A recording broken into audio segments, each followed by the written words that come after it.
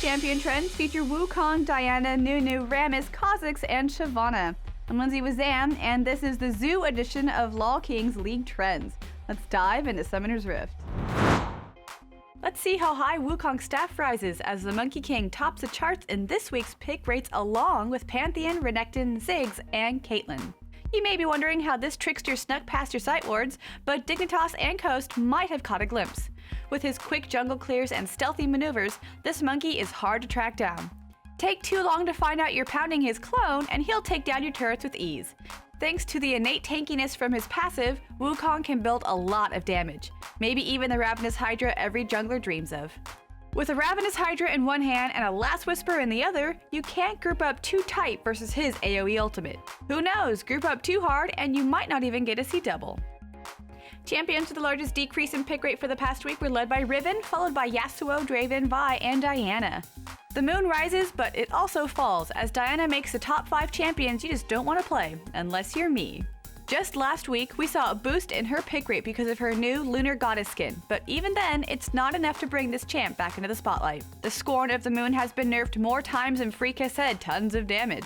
In solo queue, Diana has the misfortune to either need to snowball early or farm like it's going out of style, as she can be easily ganked before she hits 6.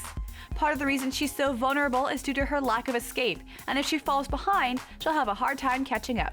While she still has a place in certain compositions if you build her with the Zhonya's, GA, and Abyssal Scepter, we haven't seen her in competitive play in many moons. Perched high on his Yeti sits Nunu at the top of the increased win rates this week, with Maokai, Evelynn, Aatrox, and Ashe rounding out the list. The Yeti knows the way! We've mentioned this before, but did you know his level 1 Q Consume does more damage than a level 1 Smite?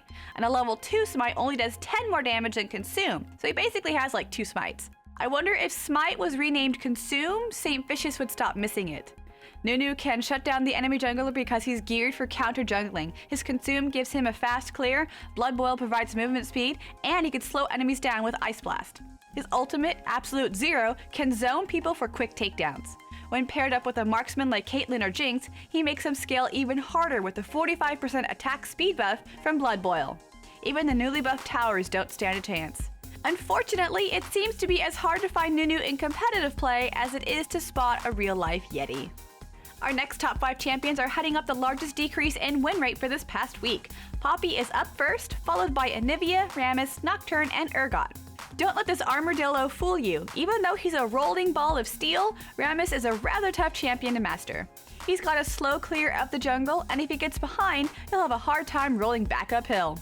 His Powerball can be blocked by minions, and against champs with CC, he's really at a disadvantage. Since he relies heavily on mobility, he has a hell of a time ganking in the early game. But still, his ganks can be scary, especially if he has his flash. He gets armor and MR from his defensive ball curl. If Rammus can't get tanky and top priority targets in team fights, he won't be able to make the plays and transition into the late game. Overall, he's a risky pick since you have to do well with him in early game to have any success. Personally, I like that he sounds like a table saw heading into a team fight. Don't judge me, I think he's adorable. Riot was smart in naming his passive Unseen Threat as Kha'Zix's ban rate leapt up in the increased bans list alongside Vi, Yasuo, Elise, and Ziggs. Having high burst damage from the beginning to the end of the game and a reset ability, our little Void monster can go just about anywhere, top, mid, and jungle. If you're playing against a Kha'Zix in lane, tell your jungler to back off because he's known for being able to farm safely with his Void Spikes and his high range leap. Like most hardworking bachelors though, Kha'Zix loves his Red Bull, and once he's done chugging one down, his wings will let him leap over and over again through an entire fight.